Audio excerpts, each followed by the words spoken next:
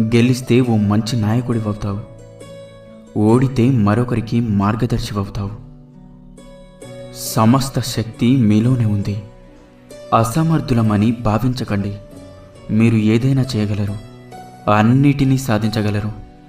వినయం లేని విద్య, ఉపయోగం కాని ధనం, శౌర్యం లేని ఆయుధం, ఆకలి లేని భోజనం, పరోపకారం చేయని జీవితం వ్యర్థం. ఆరంభం అతి స్వల్పంగా ఉందని నిరాశపడకండి. క్రమంగా ఘనమైన ఫలితాలు అవే వస్తాయి. సాహసంగా పనిచేయండి. నిరంతరం వెలిగే సూర్యుని చూసి చీకటి భయపడుతుంది. అలాగే నిత్యం పనిచేసే శ్రామికుడిని చూసి ఓటమి భయపడుతుంది.